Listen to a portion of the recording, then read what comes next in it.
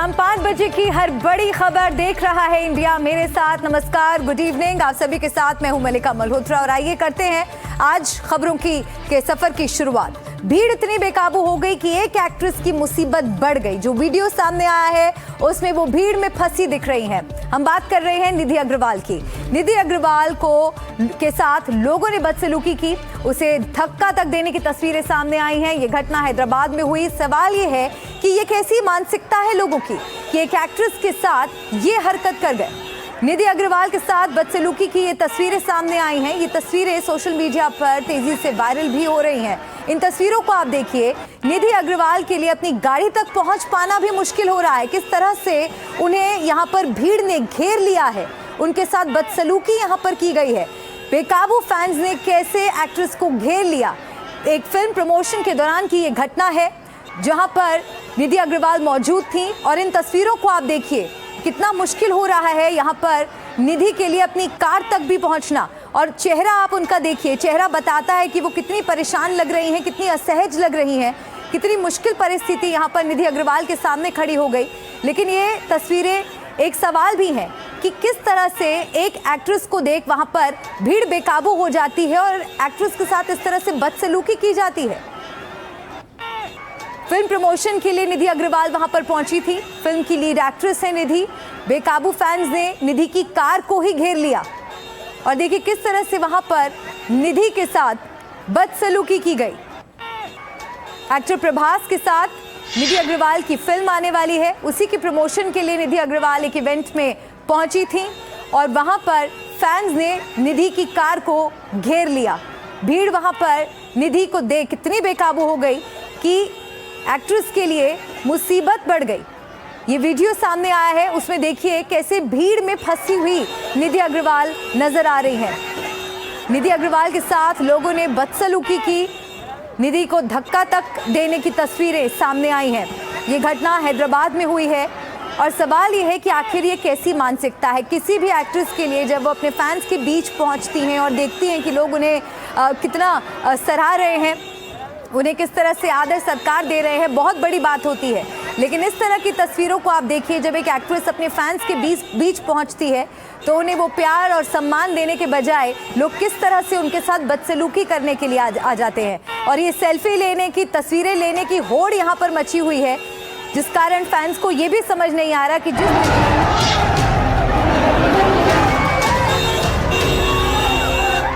भीड़ में फंसी एक्ट्रेस निधि अग्रवाल। महिला कलाकार से ऐसी बदसलूकी, फैंस की ये कैसी करतूत। तस्वीरें हैदराबाद की है, तस्वीरें शर्मसार करने वाली हैं। साउथ की एक्ट्रेस निधि अग्रवाल के साथ एक ऐसी घटना हुई जिसका वीडियो देखकर हर कोई हैरान है। ये तस्वीरें देखिए, भीड़ ने निधि को बुरी तरह घेर रखा है, उन्हें छूने की कोशिश हो रही है। किसी तरह जान बचाकर निधि आगे बढ़ रही हैं।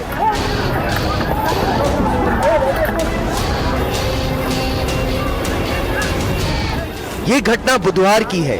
सुपरस्टार प्रभास के साथ निधि की नई फिल्म द राजा साहब आने वाली है। इसी के गाने सहना सहना के लॉन्च इवेंट में वो शरीक हुई थी, लेकिन वहां से लौटते वक्त भीड़ ने उन्हें घेर लिया।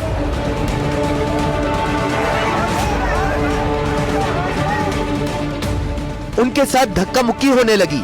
अपनी कार तक पहुंचने से पहले उन्हें भीड़ से होकर गुजरना पड़ा।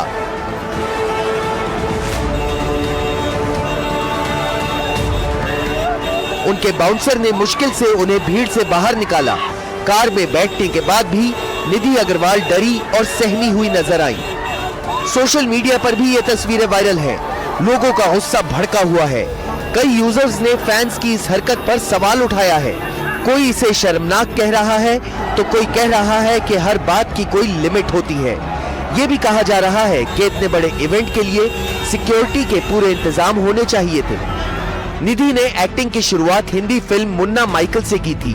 उसके बाद उन्होंने साउथ का रुख किया और आई स्मार्ट शंकर, ईश्वरन और हरिहारा वीरा मल्लू जैसी कई मशहूर तेलुगु और तमिल फिल्मों में काम किया। उनकी अगली फिल्म द राजा साहब है, जिसमें बाहुबली फेम प्रभास उनके हीरो हैं। 9 जनवरी 2025 को ये फिल्म रिलीज होनी है। लेकिन उससे पहले इस घटना ने सबको हैरान कर दिया है। कुछ लोगों की घटिया मानसिकता एक बार फिर दुनिया देख रही है। Bureau report, NDTV India.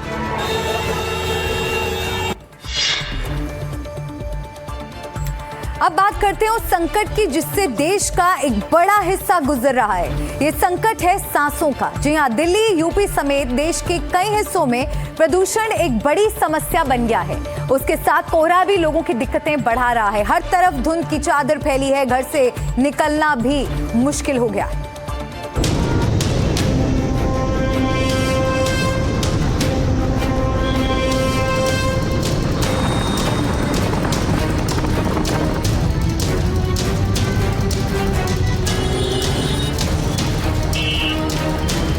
देश भर में वायु प्रदूषण का असर साफ नजर आ रहा है। राजधानी दिल्ली समेत देश के कई राज्यों के बड़े शहरों में प्रदूषण की स्थिति दिनों दिन भयंकर होती जा रही है। बात चाहे पहाड़ी राज्यों की हो या फिर मैदानी इलाकों की, हर तरफ धुंध की सफेद चादर फैली है। इन 10 तस्वीरों से आप समझ सकते हैं कि देश में प्रदूषण से कितना बुरा हाल है। दिल्ली में बीते 15 दिनों से लगातार हालात भीषण है। लखनऊ में प्रदूषण और कोहरे की वजह से भारत दक्षिण अफ्रीका का मैच नहीं हो पाया। यूपी के मुजफ्फरनगर में भी दूध की सफेद चादर फैली हुई है। यही हाल मथुरा का है। मथुरा, नोएडा, दिल्ली, गाजियाबाद में भी हालात ऐसे ही बने हुए हैं। तो वहीं इस सीजन में मुंबई में भी AQI 200 के पार पहुंच गई है। पहाड़ों में कुल्लू से लेकर देहरादून तक प्रदूषण नजर आ रहा है। एनडीटीवी की टीम ने आज लखनऊ के इकाना स्टेडियम पहुंचकर ग्राउंड की स्थिति का जायजा लिया। लखनऊ में आज मौसम साफ नजर आ रहा है, लेकिन दावा किया जा रहा है कि कल मैच के वक्त AQI लेवल 490 था। हालांकि यूपी सरकार ने दावा किया है कि कल का AQI 174 था। इंडिया और साउथ अफ्रीका के बीच कल होने वाला T20 मैच रद्द हो गया और इस बीच BCCI ने दावा किया कि इस मैच को रद्द करने की वजह फॉग है, यानी कि कोहरा। और इन दावों के बीच में समाजवादी पार्टी के अध्यक्ष ने एक ट्वीट करके ये दावा किया कि मैच फॉग नहीं बल्कि स्मॉग यानी पोल्यूशन की वजह से रद्द हुआ। कल रात 9:30 बजे तक 6 बार BCCI के अधिकारियों ने ग्राउंड इंस्पेक्शन किया और उसके बाद ये अंतिम फैसला लिया कि मैच नहीं हो सकता और इसीलिए इस मैच में एक भी बॉल नहीं फेंकी जा सकी। ये इकाना स्टेडियम है। कल रात में यहाँ बहुत ज़्यादा कोहरा था और यही नहीं बल्कि पूरे लखनऊ और आसपास की जगहों पर कोहरा था, लेकिन आज मौसम पूरी तरीके से साफ है। और अगर इन दावों की बात करें तो दावों को लेकर के एक तरफ BCCI ने साफ कहा कि मैच रद्द होने की वजह कोहरा था, लेकिन दावा ये है सोशल मीडिया पे भी और अखिलेश यादव की तरफ से भी कि कोहरा नहीं बल्कि स्मॉग जो है वो वजह थी। ऐसा ही हाल मथुरा में भी बना हुआ है। मथुरा की सड़कों पर कोहरे के साथ बीते दिनों हुए सड़क हादसों से ब्रजवासी परेशान हैं। उनका कहना है कि सड़कों पर कोहरा नया नहीं है, लेकिन लोगों को सावधानी से गाड़ियां चलानी चाहिए ताकि कोई नुकसान न हो। प्रयास में आप देख रहे हैं बहुत जबरदस्त जाड़ों पर रोए और कोहरा शुरू है वो ब्रिज में। अभी 2 दिन पहले एक बहुत दुखद घटना है एक्सप्रेस वे पे। पर एक चीज है कि वाहन सड़क पे लोगों ने अब ना खड़े करने चाहिए, या चीज पर विशेष ध्यान देना चाहिए, क्योंकि कोहरे को मौसम में दिखाई ना दें, अचानक ब्रेक लें तो जब तक घटना घट जाए कहीं ना कहीं। आसमान में धुंध है, धुआं है, न सांस ले पा रहे हैं न सड़क पर चल पा रहे हैं। यूपी के मुजफ्फरनगर में भी प्रदूषण की स्थिति खतरनाक स्तर पर पहुंच गई है। यहाँ पर लोगों का कहना है कि आसपास के इलाकों में लगी फैक्ट्रियों की वजह से ग्रामीणों के इलाकों में न साफ हवा मिल रही है और न साफ पानी मिल पा रहा है। साथ ही बीमारियों से लोगों की जान जा रही है। अभी भी एक डेथ हुई है, इतनी परेशानी है, लेने में, सांस लेने में जलन, ये यहाँ पे सांस लेने में, आंखों की परेशानी, आंखों के कम से कम एक्टिव केस होंगे करीब 40% हमारे गांव में, 40% एक्टिव केस। पानी इतना जहरीला, हवा इतनी जहरीली, इतनी बुरी हालत है, बहुत ज्यादा कचरा पता नहीं कहाँ से आके जलाते हैं। अब देख लीजिए आप, आपके सामने की बात है, देखिए क्या हालत है यहाँ से, इतनी बुरी हालत होगी। कोई सुनने को देखने को तैयार नहीं, कोई पूछने को तैयार नहीं आकर के। राम मीराना में इतना बुरा हाल है प्रदूषण का। अगर हम बाइक पे चलते हैं और घर आते हैं, आंखों में ऐसी लगती है जैसे चिड़मिनाट सी लगती है, क्योंकि हमें प्रदूषण का इतना हो रहा है। और RDF, हमें देखिए RDF कितना चल रहा है इसमें। और चलिए अब आपको पहाड़ों का हाल भी दिखाते हैं। देश के कई राज्यों से क्रिसमस और नए साल का जश्न मनाने के लिए पर्यटक पहाड़ों का रुख कर रहे हैं। हिमाचल के लाहौल स्पीति समेत दूसरे पर्यटन स्थलों तक पहुंचने से पहले लोगों को ट्रैफिक जाम का सामना करना पड़ रहा है।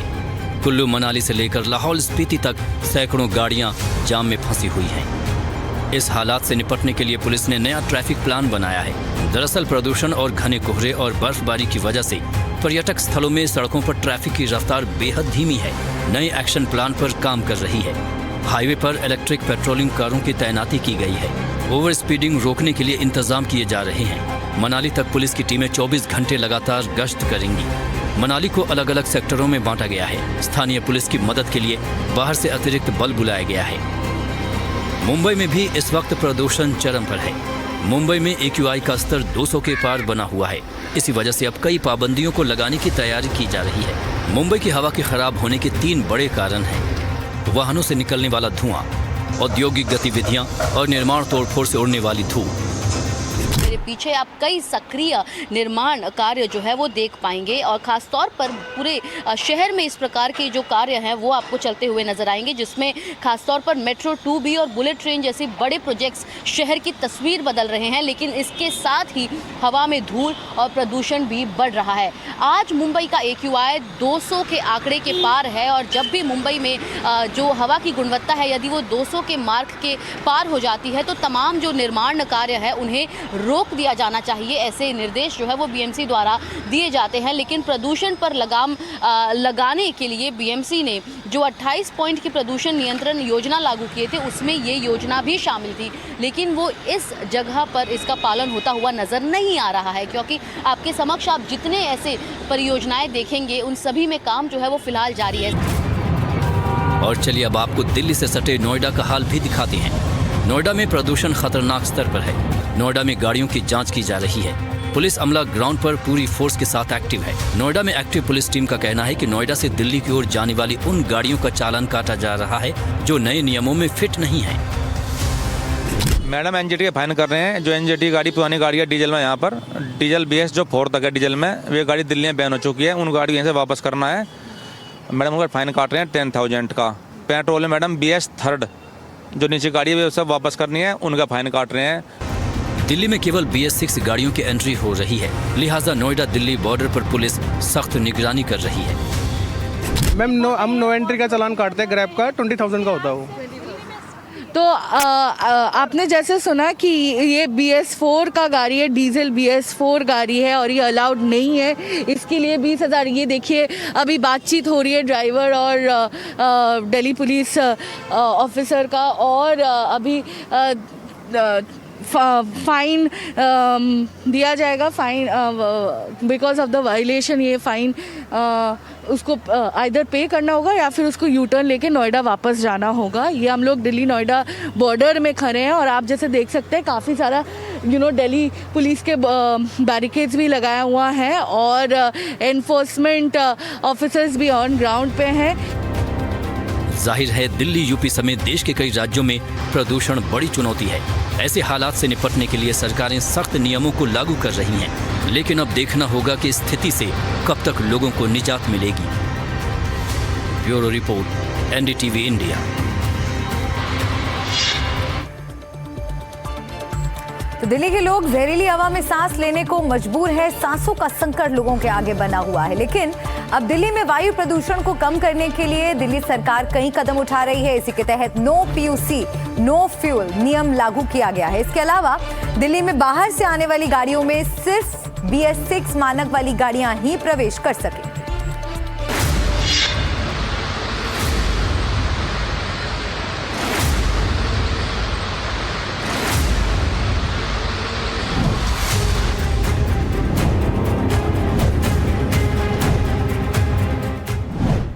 नया नियम, रुकेगा प्रदूषण।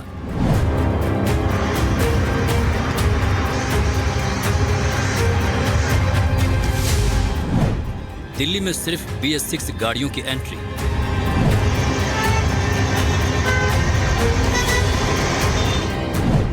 नो PUC नो फ्यूल नियम लागू।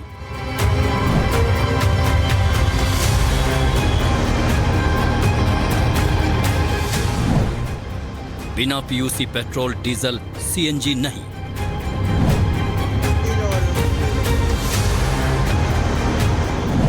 नो PUC नो फ्यूल नियम लागू होते ही पेट्रोल पंपों पर PUC सर्टिफिकेट बनवाने वालों की बाढ़ सी आ गई है। प्रदूषण जांच केंद्रों के बाहर लाइनों में वाहन खड़े हैं। बढ़ते प्रदूषण की रोकथाम के लिए दिल्ली सरकार ने नो पीयूसी नो फ्यूल अभियान गुरुवार से शुरू किया, जिसका असर भी देखने को मिल रहा है।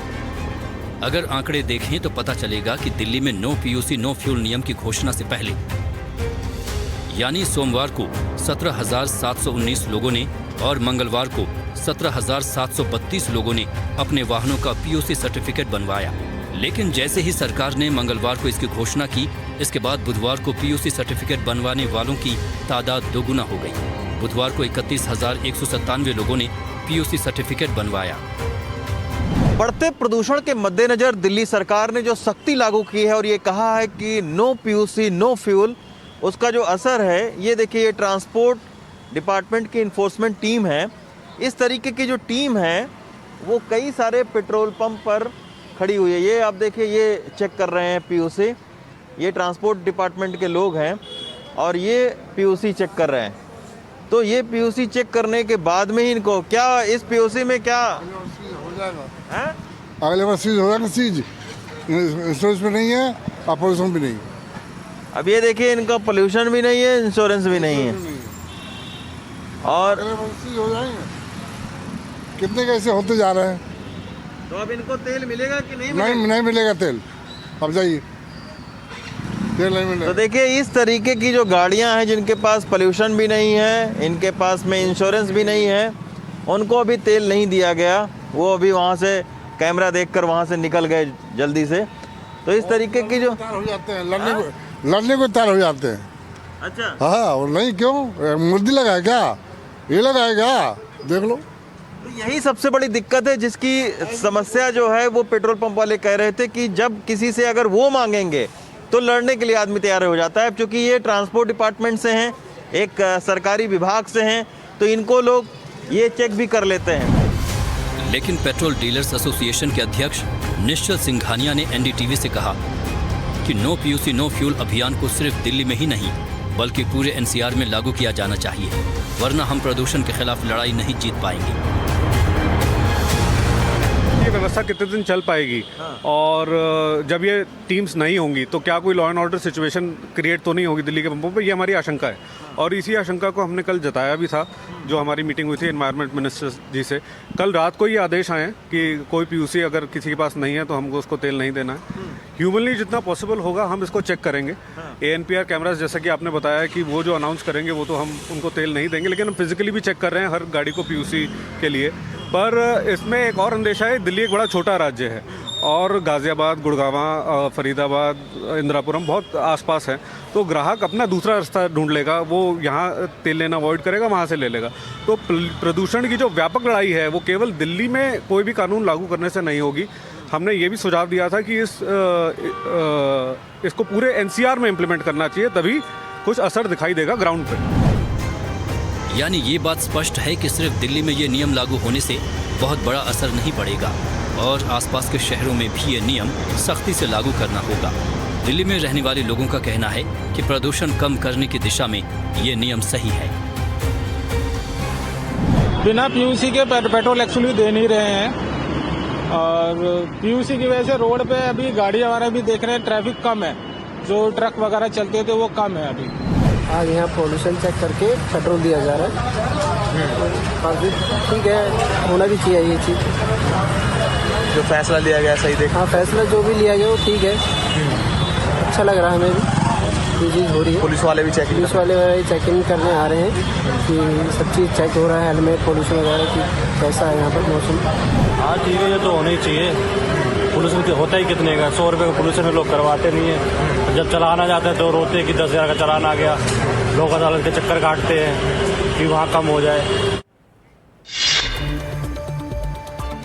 यूपी में पिछले करीब 24 घंटे में कई जगह गो तस्करों का एनकाउंटर हुआ है। मेरठ से लेकर जौनपुर तक पुलिस का एक्शन हुआ है। अपराध और अपराधियों के लिए यूपी में नो टॉलरेंस के खिलाफ नीति है। गो तस्करों के लिए पिछले दिनों कई जगह सर्च ऑपरेशन भी चलाए गए हैं।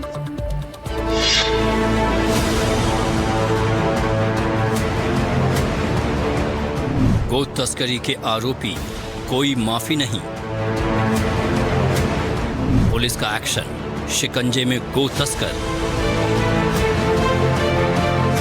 4 जिले से ये 4 तस्वीरें आई हैं, करीब करीब एक जैसी हैं। पुलिस की कार्रवाई में गो तस्करों पर शिकंजा कसा है। तस्वीरें कानपुर देहात की।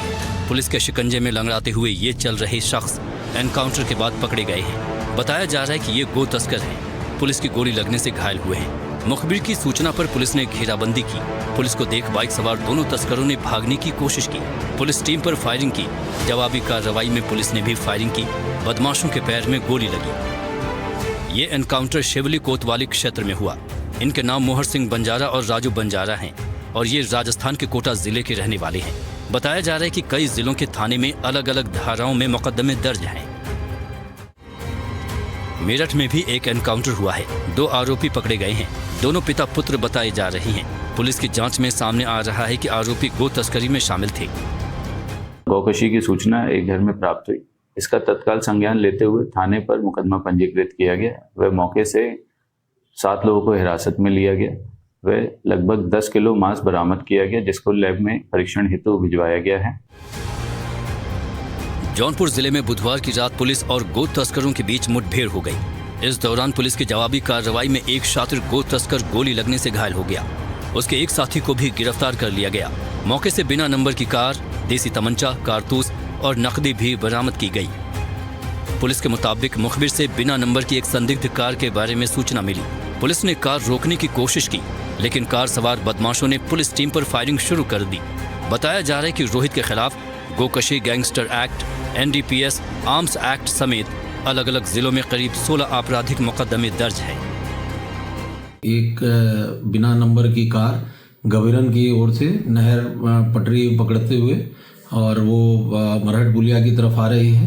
इस सूचना पर SO खुटहन व इनकी टीम के द्वारा घेराबंदी की गई और आने वाली हर गाड़ियों को चेक किया गया कि इसी दौरान एक बिना नंबर की कार आते हुए नजर आई, जिसको रोका टोका गया तो कार सवार युवकों के द्वारा फायर किया गया पुलिस पार्टी पर और इन्हें पुनः चारों तरफ से घेराबंदी कर इस कार को घेर लिया गया। ये दोनों बदमाश बहुत ही शातिर हैं और जिनके द्वारा लगातार गौ तस्करी किया जाना स्वीकार किया गया और इनके असलहा कारतूसों को भी फॉरेंसिक टीम के द्वारा कब्जा पुलिस में लिया गया है और इनके खिलाफ थाना खुटन में विधिक कार्रवाई की जा रही है।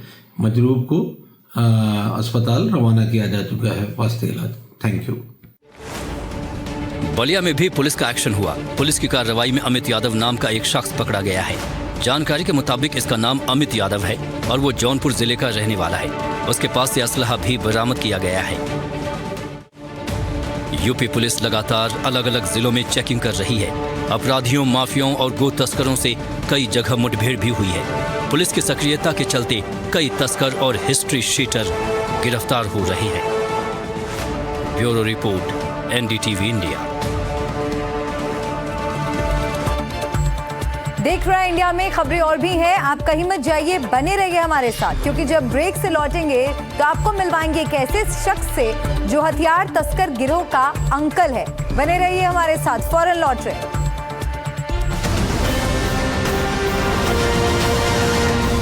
इंडिया में एक बार फिर से आपका स्वागत है। आइए आज के सफर में आगे बढ़ते हैं। अगली खबर का रुख करते हैं। अगली खबर है यूपी के जौनपुर से, जहां एक बेटे ने हैवानियत की सारी हदें पार कर दी। उसने अपने माता पिता की हत्या कर दी, फिर शवों के टुकड़े करके नदी में बहा दिया। मामला घरेलू विवाद का बताया जा रहा है। ये भी सामने आ रहा है कि लड़के ने एक मुस्लिम लड़की से शादी की थी। ये रिश्ता उसके घर वालों को पसंद नहीं था।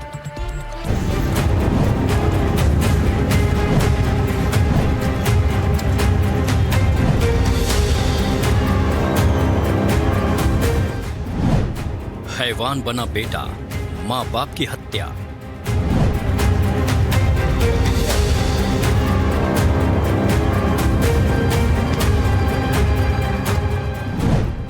शव काटे, बोरे में भरे, नदी में बहाया। ये घटना रूह कपा देने वाली है। एक इंजीनियर बेटे ने अपने माँ बाप की सिर कुचलकर पहले हत्या की। इसके बाद दोनों के शवों को आरी से काटकर कई टुकड़े कर दिए। शवों के हिस्सों को सीमेंट के बोरे में भरकर गोमती नदी में फेंक दिया। हत्या के बाद बहनों को बताया कि माँ बाप नाराज होकर कहीं चले गए हैं। उन्हें ढूंढने का नाटक करता रहा।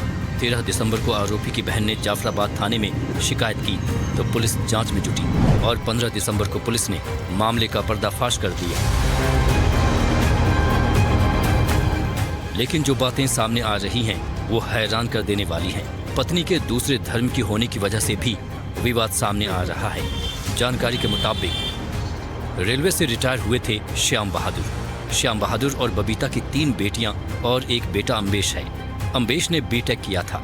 अम्बेश ने 5 साल पहले कोलकाता में ब्यूटी पार्लर चलाने वाली मुस्लिम लड़की से शादी कर ली थी।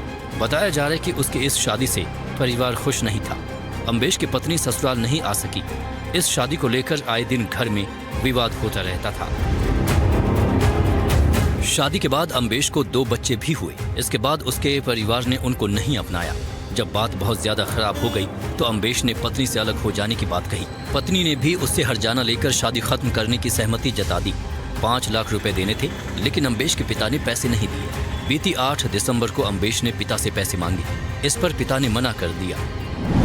बात इतनी बढ़ गई कि अम्बेश और उसकी मां में हाथापाई भी होने लगी। इस दौरान गुस्से में आकर अम्बेश ने पास रखे लोहे की बट्टे जैसी चीज से मां के सिर पर वार कर दिया। बताया जा रहा है कि पिता ने किसी को मोबाइल से कॉल करने की कोशिश की, लेकिन अम्बेश ने पिता पर भी ताबड़तोड़ प्रहार किए। थोड़ी ही देर बाद माता पिता दोनों की मौत हो गई। शवों को ठिकाने लगाने के लिए आरी से कई टुकड़े कर दिए। शवों को बोरियों में भरा। इसके बाद गोमती नदी में जाकर फेंक दिया। कंस्ट्रक्शन का कुछ काम हो चुका था पहले, तो कुछ बोरियां थी सीमेंट की, तो उसने अपनी माता पिता की बॉडी को कुछ हिस्सों में काटा आरी से और उन 6 बोरियों में भर के अपने माता पिता की बॉडी को वह रात भर उसने घर की सफाई करी और सुबह भोर लगभग 4:30 से 5 बजे उसके द्वारा बताया गया 5 बजे उसने अपनी स्विफ्ट डिज़ायर में 6 बोरियां डाली अपनी डिक्की में और वह बेलाव घाट जाफराबाद में है, वहाँ के पुल से उसने गोमती नदी में वह 6 बोरियां डाल दी। आरोपी ने अपनी बहन को बताया कि माँ बाप कहीं चले गए हैं, वो भी उन्हें ढूंढने जा रहा है। इसके बाद अम्बेश का मोबाइल फोन ऑफ हो गया। जब कहीं पता नहीं चला तो उसकी बहन वंदना ने 13 दिसंबर को जाफराबाद थाने में रिपोर्ट दर्ज कराई। पहले माँ बाप और फिर बेटे के गायब होने की बात किसी के गले नहीं उतर रही थी। पुलिस ने छानबीन की तो अम्बेश को 15 दिसंबर को हिरासत में ले लिया और सारा घटनाक्रम साफ हो गया। ये सामने आ रहा है कि हत्या के बाद आरोपी बेटे ने बड़ी सफाई से शवों को ठिकाने लगाने की कोशिश की। कुछ घंटों की तलाशी के बाद पिता के शव का एक हिस्सा पुलिस को बरामद हो गया। घर से आरी और दूसरा सामान भी बरामद कर लिया गया है। Bureau report, NDTV India. NIA की गिरफ्त में एक अंकल जी आए हैं, लेकिन ये अंकल जी कोई साधारण अंकल नहीं है। बताया जा रहा है कि इन अंकल जी का कनेक्शन पूरे उत्तर भारत में हथियार तस्करी से जुड़ा हुआ है। हथियार तस्करी के मामले में एनआईए ने अब तक 11 लोगों को गिरफ्तार कर लिया है, जिसमें अंकल जी भी शामिल हैं।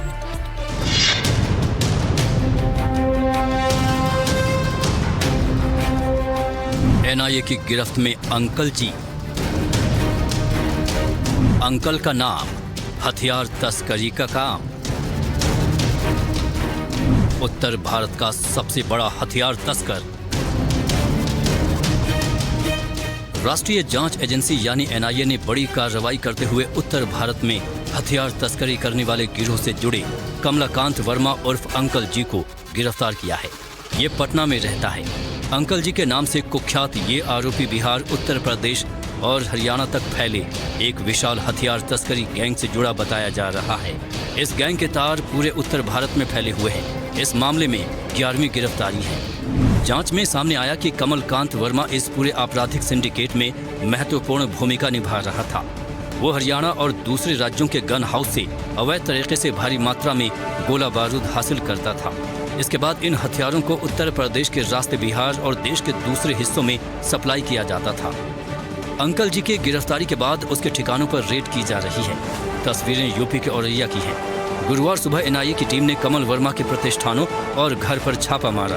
पेट्रोल पंप संचालक और नैना इलेक्ट्रॉनिक्स के मालिक कमल वर्मा के घर, पंप और सभी व्यावसायिक प्रतिष्ठानों पर एक साथ छापेमारी की।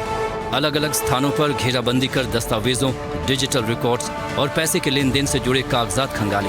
एनआईए के साथ बम स्क्वाड और औरैया पुलिस भी मौके पर मौजूद रही। ये भी सामने आ रहा है कि वर्मा परिवार का नाम पहले भी अवैध असलहा रखने के मामलों में चर्चाओं में रह चुका है। एनआईए ने 4 दिसंबर को यूपी, बिहार और हरियाणा में 23 जगह छापे मारे थे। इन छापों में रवि रंजन, शशि प्रकाश, विजय कालरा, कुश कालरा को गिरफ्तार किया गया था। हथियार और गोला बारूद भी बरामद हुए थे। कमलकांत की गिरफ्तारी इस केस में बड़ी कामयाबी मानी जा रही है। एनआईए अब supply, financing, connection, gun house lobby और उपभोक्ताओं तक की पूरी चेन खंगाल रही है। औरैया में जाहिद अख्तर के साथ मुकेश सिंह सेंगर, एनडीटीवी इंडिया। और अब ये खबर आपकी सेहत से जुड़ी। अगर आप भी सेहतमंद खाना खाने के लिए, सेहतमंद रहने के लिए भुने चने का सेवन करते हैं तो हम आपको सावधान करना चाहते हैं, क्योंकि यूपी के गोरखपुर में भारी मात्रा में मिलावटी भुने चने पकड़े गए हैं। इन चनों को सिंथेटिक रंगों से आपको कैंसर तक हो सकता है।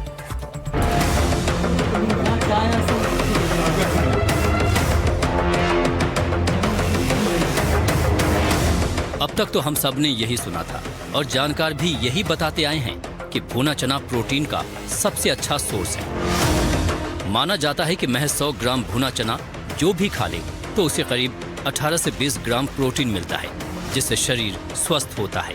लेकिन जरा संभल जाइए।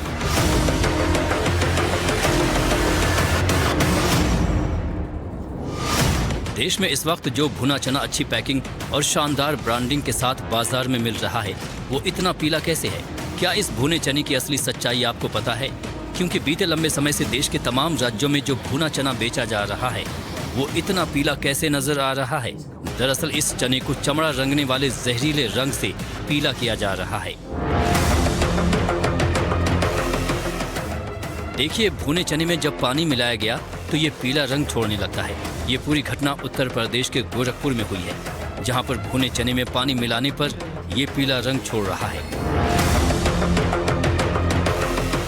गोरखपुर के खाद्य विभाग को खबर मिली कि 2 गाड़ी में ये मिलावटी चना बेचने के लिए लाया गया है।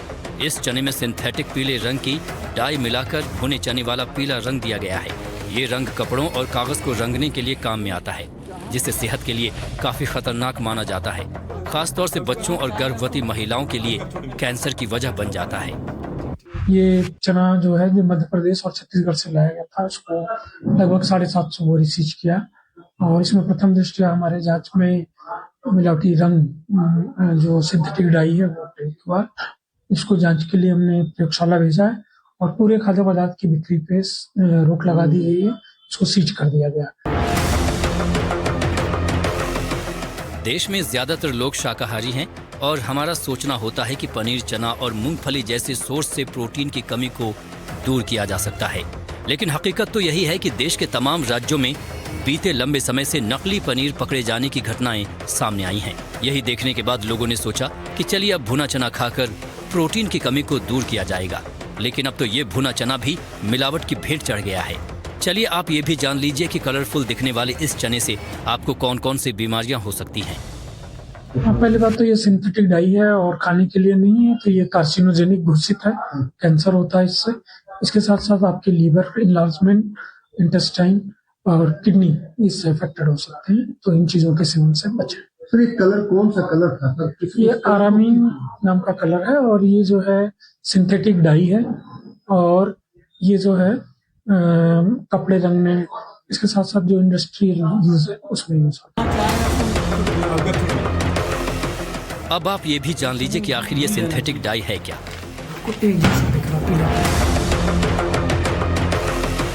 ऑरामाइन ओ पीले रंग की डाई है। इसका इस्तेमाल कपड़ा, लेदर और पेपर इंडस्ट्री में किया जाता है। ये कुछ हल्दी जैसा दिखता है। ये आसानी से मिल जाता है और सस्ता भी होता है। मिलावट करने वाले इसे चने और खाने की दूसरी चीजों में इसलिए डालते हैं ताकि वो ज्यादा चमकीली और आकर्षक दिखे, उनकी बिक्री बढ़े।